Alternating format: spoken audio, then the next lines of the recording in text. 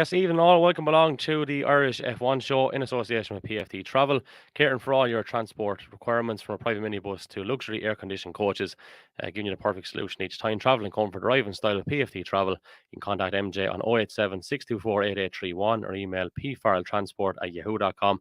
You can also find them on Facebook at P Farrell Transport Limited. And also a big shout out to Rapco. And that's a nice little segue because we'll bring in Richie and Barry. Barry has a few little decals of the Irish F1 show for us for the last couple of weeks that, funnily enough, didn't make their way back here. And thanks, Barry. Yeah, no bother. Well, Rapco is a business between Selby brothers, and we have doing vehicle graphics and car race cars and wall art and all sorts of stuff. And we've also a delivery company, so we managed to get the stickers printed, but we didn't get them delivered. So we're halfway there. Halfway there, living on a prayer. Richie Carney, how are you keeping? All right, Kev, yourself? Yeah, I'm not so bad. I'm not so bad. We are a couple of days late, but it actually works out pretty good because we can chat about France and then we can look ahead to Hungary as well, all in one. I know, Richie, you haven't been feeling great. You're back to some bit of fitness anyway to join us this evening, and we're delighted to have you back. Was that anything to do with the F1 that was sickening you in particular, or? No, just stomach bug, Kev. Unfortunately, stomach bug kept me under wraps all weekend, so managed to watch the Formula One from the luxury of my bed, unfortunately. Yeah, well, what did we make of it all? Barry, I'll start with you. I think we were kind of robbed of what could have been a great race with Leclerc ending up in the tyre wall. It would have been very interesting to see if Verstappen could have got him, because I know the smart money was on Verstappen just kind of breezing on by him once the DRS kicked in on the second or third lap, whatever it is, such as the pace advantage in a straight line of the Red Bull, but it didn't seem to be happening, which is a surprise. So yeah, I think that's the overriding thing of it. I think we were robbed of a bit of a showdown, unfortunately. Richie? Yeah, definitely. Yeah, it had all the makings of a great race. In fairness, only for Charles doing what he done, but it is what it is now. We can't turn back the clock. Just try make some sort of interest out of it now, I suppose. Yeah, I suppose it had been shaping up quite well for Charles with the pole. And then, unfortunately, we'll go through the race results. We had Max Verstappen winning it, obviously. Lewis Hamilton and George Russell completing a double for Mercedes on the podium in second and third, respectively. Then Sergio Perez, Carlos Sainz, Fernando Alonso, Lando Norris, Esteban Ocon, Daniel Ricciardo, Lance Stroll. Your strategy bug has come back to haunt Ferrari. I know it's a different bug to what you have, Richie, but it's sickening for Ferrari nonetheless, isn't it? It's reminding me of 2019 with Vettel and Ferrari, like in a year when they should have won a world title, like between Ferrari and Vettel, Ferrari's cock-ups and Vettel's mistakes. It's like it's Groundhog Day with the two of them, really and truly. Like they're doing their best to throw away a championship. Yeah, I think we see. Remember, in Vettel stuck it in the wall at Hockenheim, and that was seen to be the kind of the image and the point where it all fell apart. And I wonder will the similar image of Leclerc in the wall at Paul Ricard, which is a job in itself to hit a wall in Paul Ricard, like there's not much to hit, like, but will that be the image of 2022 to match the 19 image of Vettel at Hockenheim? Because yeah, Jesus, they're just not making it easy for themselves by a long way. And Max is just keeps just going, banking the points every time they drop the ball. So it's very interesting. Very interesting to see. Like Leclerc, I know there's a big conspiracy. There's a conspiracy theory doing the rounds that it was a throttle problem and Leclerc is just taking the fall for it. But I don't think that's the case. I think it was just Leclerc just overdid it. But as he said himself, he just made an error and ended up asking too much of the rear tires in the middle of a kind of long, constant radius corner that you're kind of on the edge of the track. The natural line is on the edge of the track anyways. And it just got away in him, but... Yeah. Richie, I have a comparison here. So obviously, a lot of our listeners and viewers, incidentally, are kind of GA people as well, which is mad because I know, Barry, you're just what do you call it? Circuit racing out and out pretty much. I believe there was a football match on or something at the weekend. I knew nothing about it. Something like that, yeah, something like that. Actually, genuine. Do you know the analogy of we did all the hurling and they did all the scoring? this kind of reminds me of the F1 this year, where like they're like, you can have all the poles, lads, but we'll win all the races. It's kind of similar in that kind of parallel thing going on. But like, it really is coming down to the bit of reliability and the strategy. But I don't know, like, is there an element of truth in that conspiracy theory? And I'm not one for believing in many conspiracy theories, but you could see the demeanor last time out of don't say anything kind of a thing. You know what I mean? Or it'll be rapping the knuckles. It is an interesting one, like, because if you step out of a place there, like, you are going to get hammered. We know what they've been like down through the years. You know what I mean? I don't think it's a conspiracy, to be honest. I think it's driver error, really and truly. I was looking or reading somewhere, and he was carrying 10 to 13 kilometers an hour more on that lap than the previous lap.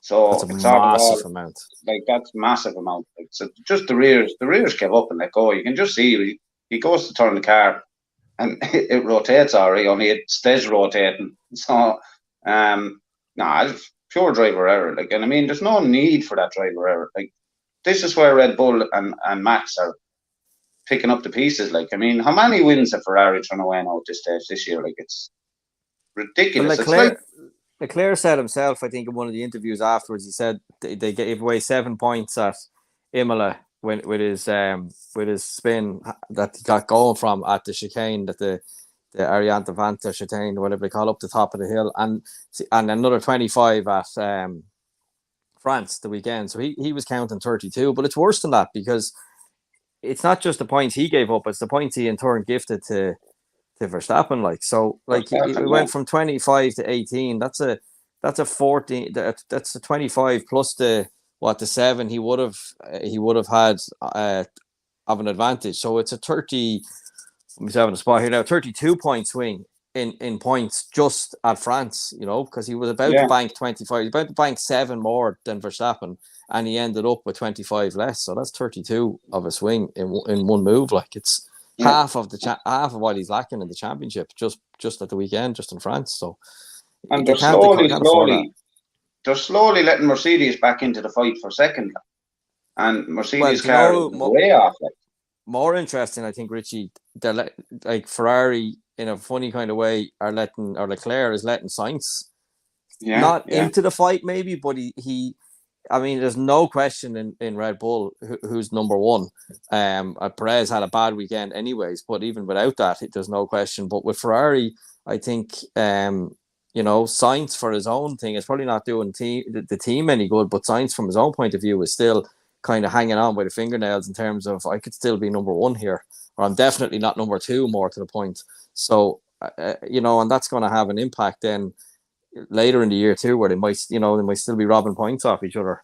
Having said that, Sainz did a great number 2 role on Saturday in qualifying, but giving him the toe on his pole lap. So, they're still working well together, but Sainz is still hanging in there. And I heard him say something the other day. So, well, I've made mistakes and Charles made a mistake at the weekend. So he's kind of trying to show that, he's not out of the fight either, and that he's comparable to Leclerc. So that could get tasty yet. Toe is right. Richie wanted to give him a toe in the hole earlier in the year, I think. he's after opening, I suppose, up a little bit anyway. But if you look at driver standings, lads, and I wanted to kind of go through this, which we do in every episode, with Max leading on 233 and Leclerc on 170. Like, I thought you said nicely what you're actually been talking about, with Perez 163 breathing down his throat, Sainz 144, George Russell 143, and then with the constructor side of things, like Red Bull 396, Ferrari 314. And Mercedes 270, and then there's a huge gap back to Alpine 193.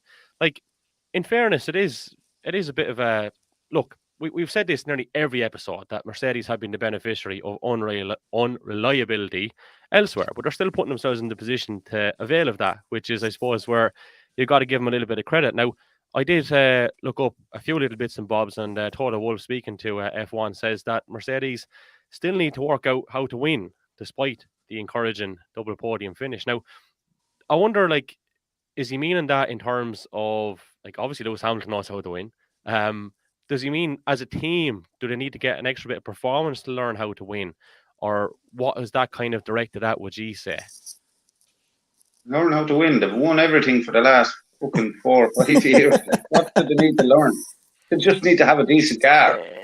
Yeah, it's that's I don't understand. Maybe there's a loss in translation sort of thing there, but learn to win. I mean, there's no one on the current grid that knows more about winning than Mercedes do. So, I mean, literally just need a car that goes faster. It's as simple as that. There's no learning there. They learn how to make it go faster, maybe, but the winning they know how to I've do. just read, in fairness, like I've just read out the headline, but like if you go further into the article, and I quote, I think second and third is great. They are 2 steps on the podium and the most points we could get. It's encouraging we could score this result on Sunday, but it's still very difficult for us to pin down where we would end up if everyone finishes. So he's calling it fairly straight then, isn't he? Yeah. Well, I think at the weekend, to bring it around to the other Ferrari faux pas with Sainz and his absolute nothing pit stop at the end. That aside, it would have been third and fourth for Mercedes. I think more than likely, So again, yeah, they are kind of they're definitely getting quicker. We said this before, definitely getting quicker, but there's still a little bit of the reliability and grid penalties are still muddy in the water a little bit, so they still don't have the pace. They're still definitely the third quickest car. Mm-hmm. Perez and Russell attempted overtake situation there. What did we make of that, Richard? Didn't see all that wrong with it. The door was left open. He put it down there.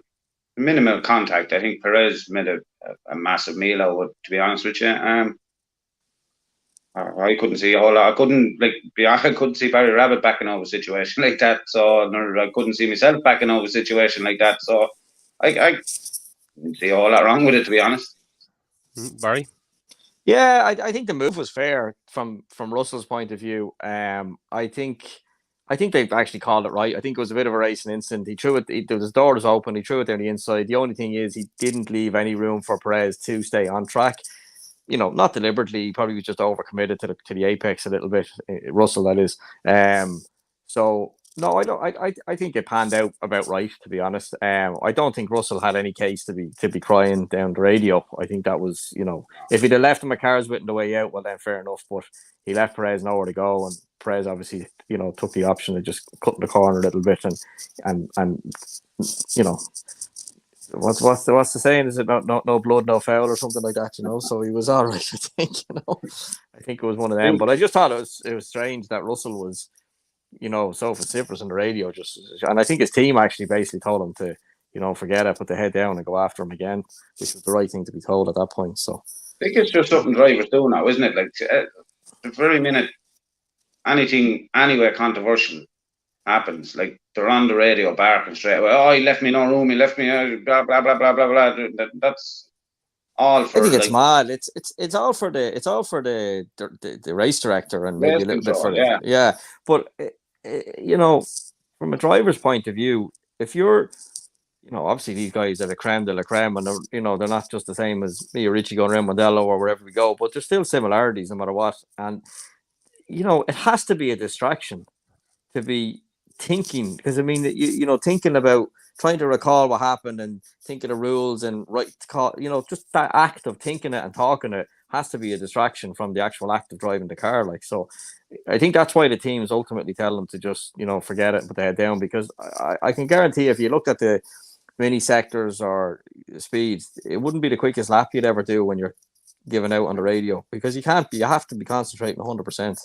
Feeling everything the car is doing. So it's a bit silly. I know we all get wound up, and maybe if we had radios, Richie, it'd be a different story. We can only shout at ourselves, so probably not just the same. Thank God they don't give us radio. Yeah. I'd like to hear those tapes. That'd be pretty saucy now, wouldn't it?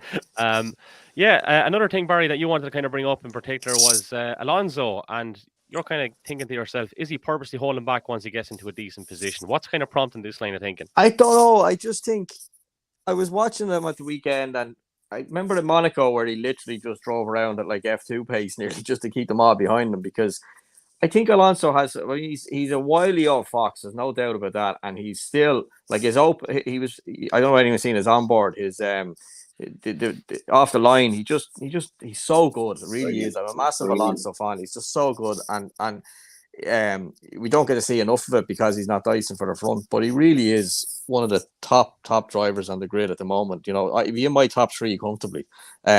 So he's very smart, very switched on, a lot of experience, and I just wonder, like on the safety car restart, he held back, which wouldn't be like him at all. Like all you do is watch the actual start, you see, his approach normally to getting it off the line. So it's why he held back, and there's a reason he did that. He didn't do that by a mistake or anything else. And then we heard him on the radio saying that, I want to keep Norris behind me to burn up his tires. And it seems to be when he gets into that kind of position, which is, it's almost like there's an old adage that says win the race at the slowest speed possible.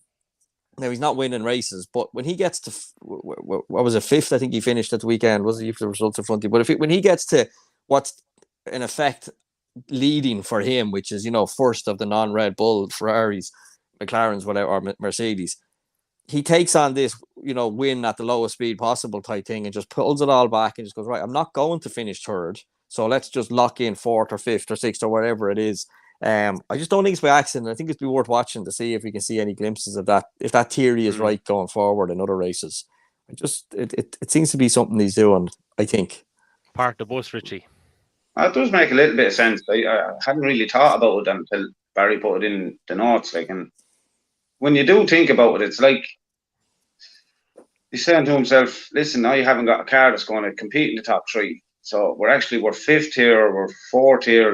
This is really respectable for us as a team. Let's just fucking keep it like let's make sure we stay where we are. Instead of trying to drive on and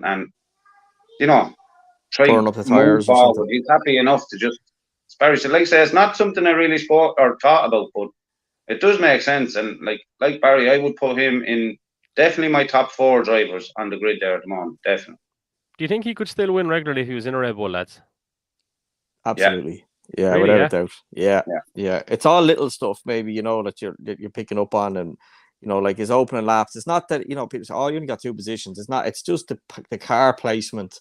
It's phenomenal. What he's doing. He's so switched on. He was never the fastest ever, and I think he's admitted that himself. But from an overall package point of view, he's heartbeat. He's some racer. He's a serious racer. Yeah. Well, it begs the question. It's Richie it has been a long time since he's been in a decent car, with the greatest will in the world. Do why is that the case, or why was that the case? We had his retirement and he came back out of retirement, but did he get written off a little bit too quickly by some of the big guns out there in terms of the job he could do? I think, to be fair to Fernando, and I don't really like saying this, but he shot himself in the foot with a few of the bigger teams throughout the years. That thing with shared information, that time with McLaren and Renault. Espionage, was that the... Yeah.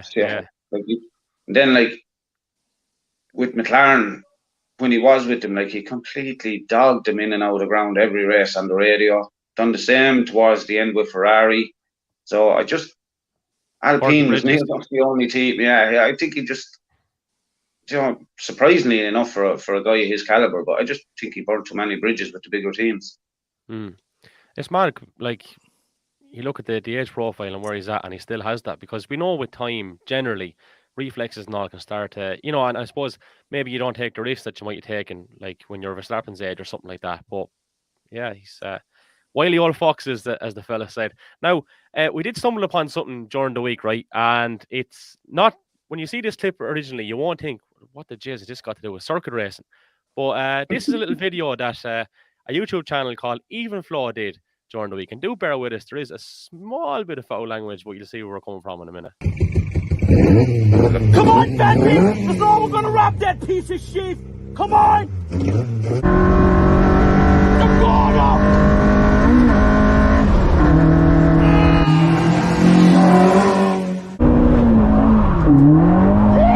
Come on, you bastard!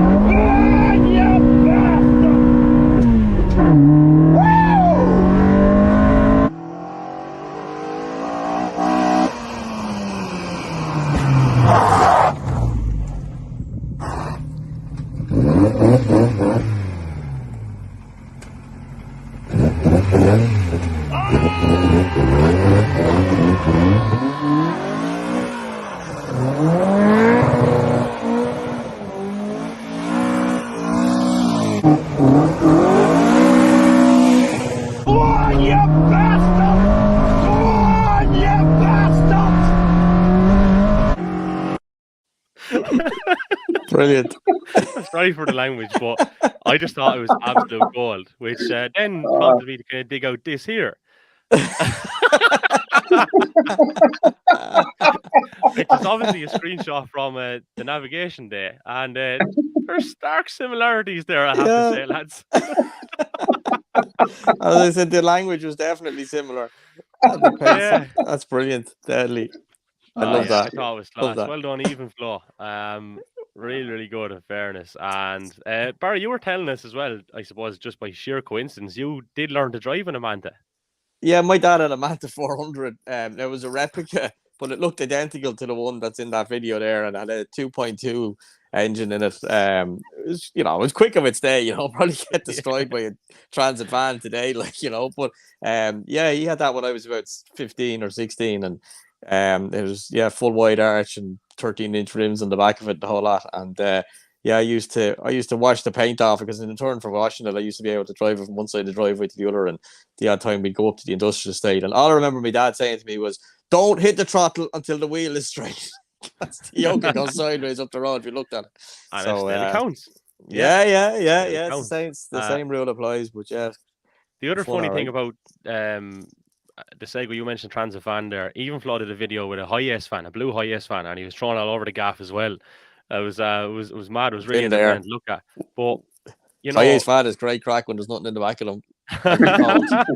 I've been told, and a Dyna is even better because there's less weight on the back of them. I'm delighted you rescued that by saying, "So I've been told." Yeah, definitely haven't done anything like that in rented vans over the years. No, definitely not. There's no admission of guilt there in any way whatsoever. Yeah, just really, really, really cool. The other thing, a random thing that struck me, right, and this is purely because I was just taking a slug of water and I noticed the glass I have, right? Obviously, it's a Guinness glass, Guinness clear, 0-0, right? But it prompted something that I wanted to ask you guys in terms of marketing with F1. Isn't it just so convenient now and an absolute must for alcohol companies to have a 0-0 drink? And I'm making reference to Heineken, because it's the same brand, there's just 2 zeros beside it. And all of a sudden, every circuit you go to, you have Heineken, brand awareness. Genius, isn't it? Yeah, it's a good combination. I mean, well, and they're not, it's not a new one, because if you go back to the 90s, in the British touring cars, there was the Caliber with a K, I think, wasn't it? That had that had non-alcoholic, non-taste, non-everything. It was rough stuff now altogether. But it was, they used to sponsor a couple of, and I think maybe rally cars as well. That'd be more up your field, Kevin. But I know there was definitely a Caliber with a alcohol-free beer sponsorship. So it makes sense, don't drink and drive and all the rest of it. And it's but Heineken are really all over it and doing big promotions with it too. So it seems to be a bit of a thing, that the whole zero alcohol Guinness and everybody getting involved in it. Yeah, that's right. Yeah, and Robbie Philpott alongside him. Yeah. I had another little brain fart there, because I was at a wedding last year down in West Cork, and the lad is getting married. His brother, being the best man, he's actually the head of brewing with Guinness. So we'll give a shout out to Guinness Zero there. If they're listening or looking, sure, who knows? They might be fans of F1 too. Yeah, it was good enough for Heineken, it might be good enough for Guinness as well. So yeah, that's the story. Enough of the shameless plugging here now and pawn and all kinds of things. Wherever you want to. Yeah, but listen, Kev, if Heineken is listening, don't bother sending any of that 0-0 stuff up this way anyway. It won't be drank. I have to say, the Guinness Zero actually tastes really, really good for an alcohol-free drink. Richie, did you try a bit of it? On a serious note, he's appalled. Richie is pure appalled at the thoughts of it. honestly, right? On a serious note, it's as close as you get to the real thing. Just a little bit sweeter, I think, if anything. But yeah, I'll take your word for it. So you might be trying it then. There's a bit of work to do there with Richie, I think, in the marketing department. Yeah, that's it. Yeah. We'll get our PR expert on it after the show ends here, and we'll just tell him a few bits and bobs about how he can improve on his PR game. Only joking. What was I going to say to you? Okay, I suppose we better look at Hungary. We try to keep this to a 40-minute time period, and right. Where are we at now? Like, I mean, there's 60 points in it. Like, Ferrari have to go for it. Leclerc has to go for it, plain and simple.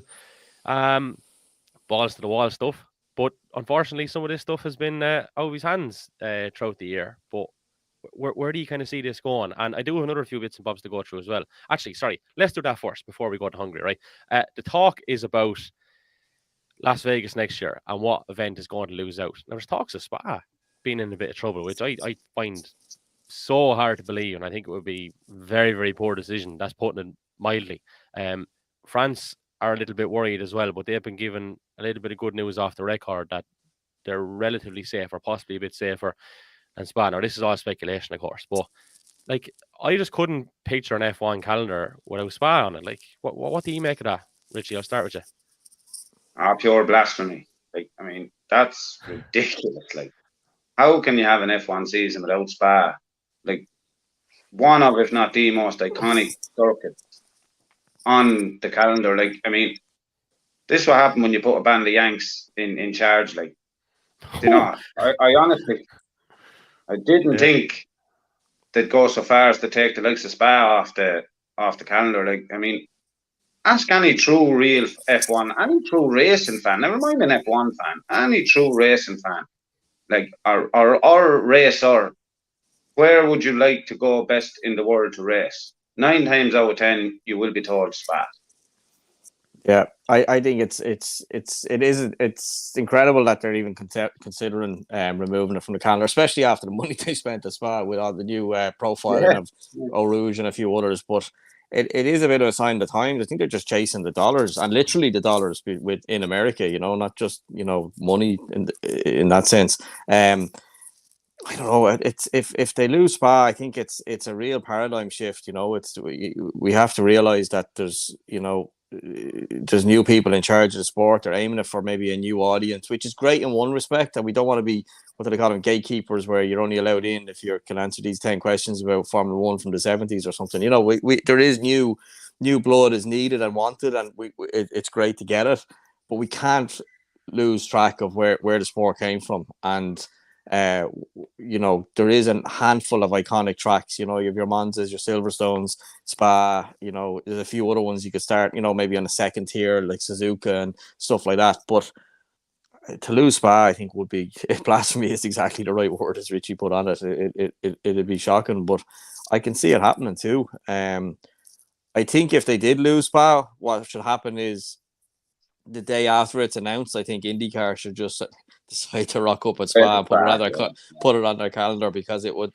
from a PR point of view, it would be immense for IndyCar, which is having a bit of a resurgence at the moment. To just turn around and go, right, you aren't going there, we'll go there. That'd definitely get a bit of attention. Lads, I know in an ideal world you probably wouldn't have the race on the calendar, and you probably wouldn't have Miami on the calendar. I'm fairly certain I'm right in saying that from the 2-year point of view. Just give me a nod to confirm. Yes. Right. So, like, this is obviously happening. Which race, in your opinion, if one does have to go, does go? To make room for Vegas. Not that you wanted, but it's going to happen. So, what do you swap out? Can we swap out Miami for Vegas? I don't like. I suppose there's definitely an argument to be had for rotating the circuits and, you know, not having them every year. But I think there should be a core group that are every year, and Spa should be in that. So, you know, there's a few of them that we could maybe swap out every couple of years. You know, Azerbaijan or something like that. You know, nothing wrong with it as the slightest, but, you know, there's too many street circuits too. You know, that's like, and America, I know they want to go to America. America has some of the best tracks in the world. It's got Watkins Glen, Road America, Road Atlanta. You know, just off the top of my head, there's just some phenomenal. Barber Raceway is a beautiful circuit just to look at. Never mind to see a car drive around that. There's loads of tracks over there in the States that would be, you know, mecca for F1 if they could just get their approval from the FIA, which might be easier said than done. But you don't need to be creating more cookie cutter, you know, street circuits. Just you know, it seems to be more about the town or the city than the race itself, like, which is a shame, I think. Richie, maybe it's the way it's going. To tidy up the tracks that Barry has mentioned out, rather than put all this money into basically redeveloping or restructuring a city for the weekend, which was probably going to be the Vegas way of looking at it anyway.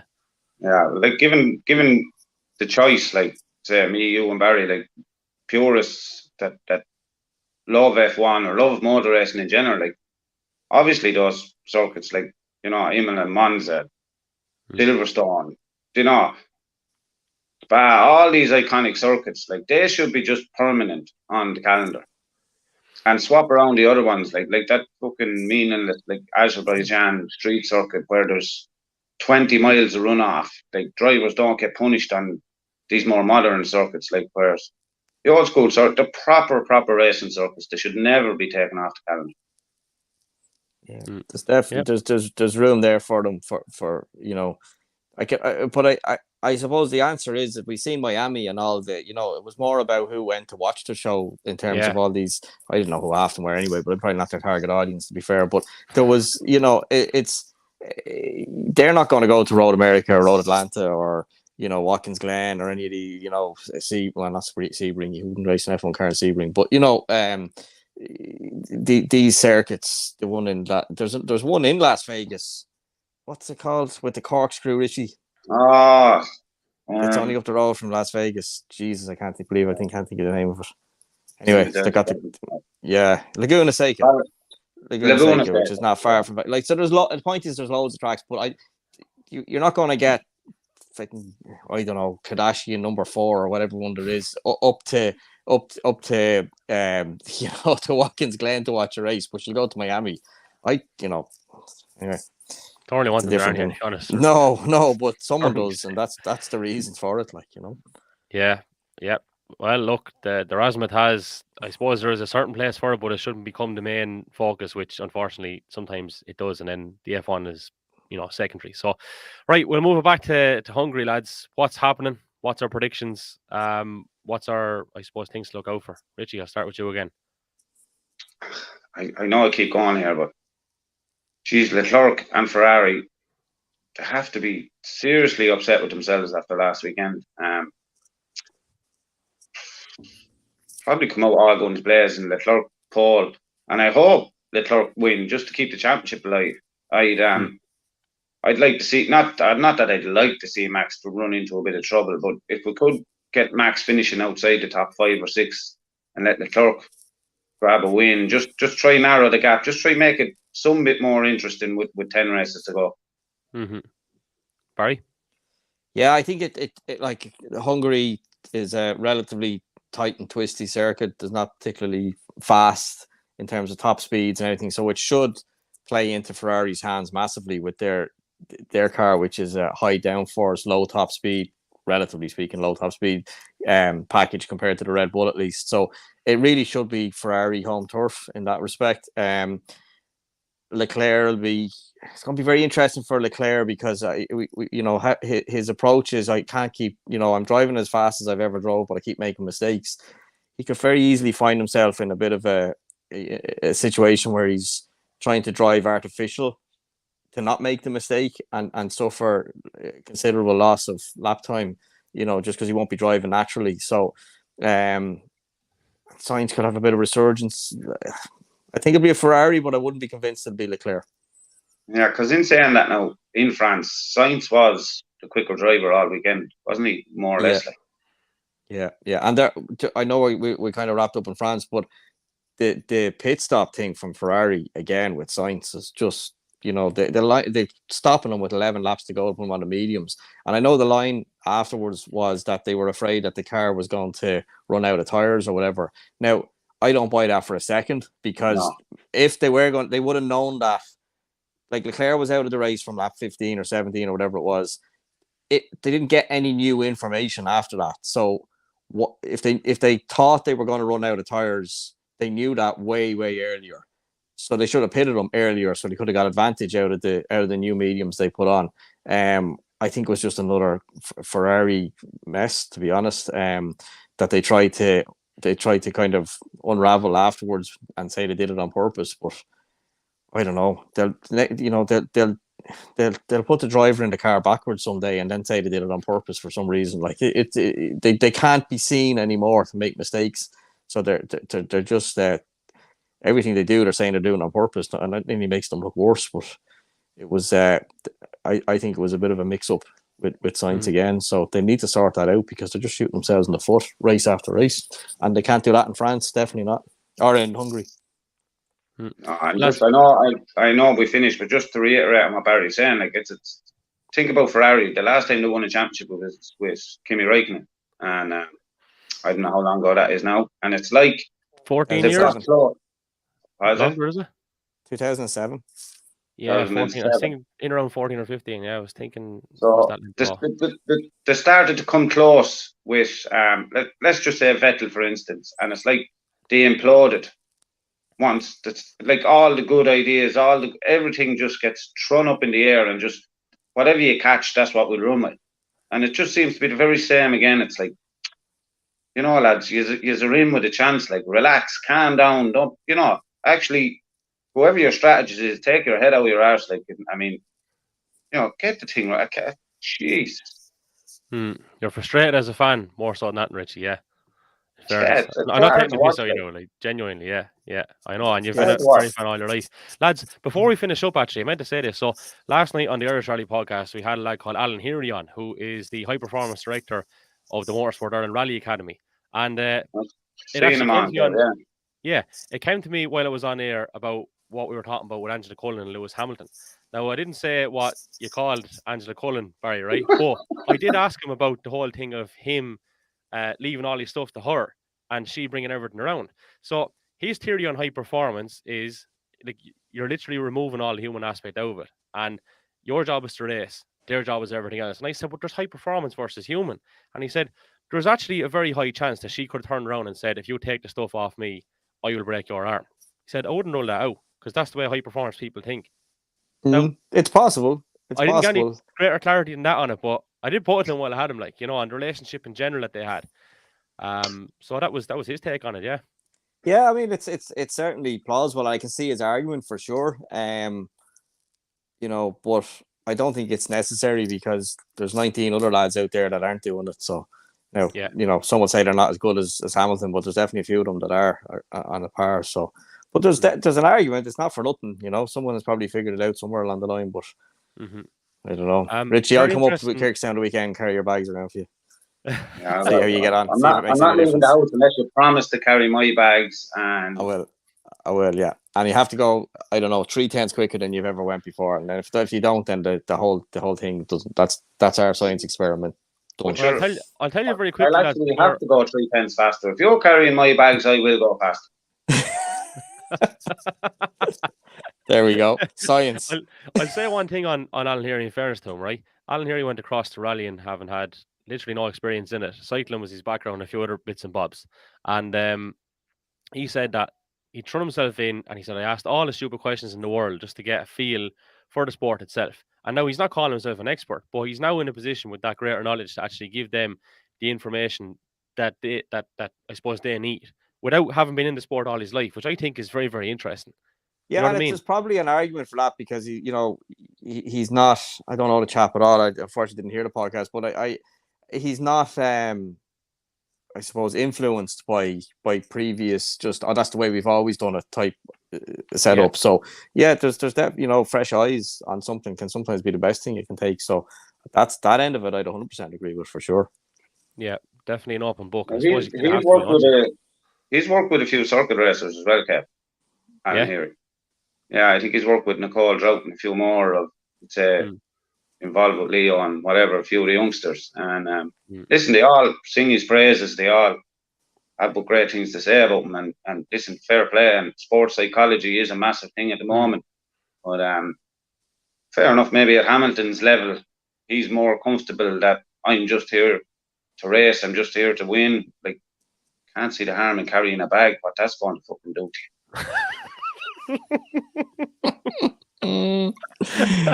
Yeah. Oh, look, good insight to be got over in the Irish Rally podcast last night as well. Sorry, another shameless plug, but cross promotion all does work. In fairness, the Irish F1 show, the Irish Rally podcast, and the Left Wing Back were all in the top 20 on our podcast a couple of weeks ago. So that was cool enough. We do have a lot of. I said this on the Irish Rally podcast last night in terms of the people listening from various countries. I'll just name drop a few of them. Obviously, we've got a few here in Ireland, United States, United Kingdom, Australia, Canada, Spain, Russia, Germany, Belgium, Taiwan, Macedonia, Japan, Hong Kong, Estonia, and Brazil. That's pretty cool, isn't it? That is pretty cool. Barry, who does the subtitles for them? There's no one from Barbados looking at you. We'll have to get on to Barbados. Barry is a celebrity in Barbados, believe it or not. Jenny Mac, we may get them on it. I wonder if we That's can for get another some day. strategic marketing done, and we'll target Barbados in particular. We'll Yeah, do that. look, Big, lads, any other massive business before we? motorsport community over there. So Oh, there is. Sure, we're even the they're rally over monsters. there is phenomenal. Like, they make a real Yeah, proper carnival out of it. Like, you know. yeah, and they have a driver. I just can't think of his name. Maloney. It's Zane Maloney. So there's obviously an Irish connection. If you go back far enough, he's in FIA F3 at the moment, doing very well. He's a Bayesian, as they say, driver who's trying to make his way to F1. So there you go, rounded out nicely. Any other business before we finish her up, lads? I hope you That's weren't it from up to me. anything suspicious when you were in Barbados, Rabbit. No, just sweating, getting into a drive a race car, 40 degrees Celsius, and get into a tin top. And the only thing is, all the locals were very worried about me, and they kept giving me coconut water, which was grand. So no, I mean, really, off the tree, cut it in half, and here, drink that, you'll be all right. So yeah, a bit of an experience there for 2 years, and it's was mega crack altogether. Yeah, well, look, I should mention as well, I was having a bit of a crack at the start with Rapco, and I went straight in and gave you a bit of a boost, Baz. But no, thanks all the same. Really appreciate the support, and to the PFT Travel, safely on time every time. Contact MJ there. Check them out on Facebook as well. We really appreciate their support.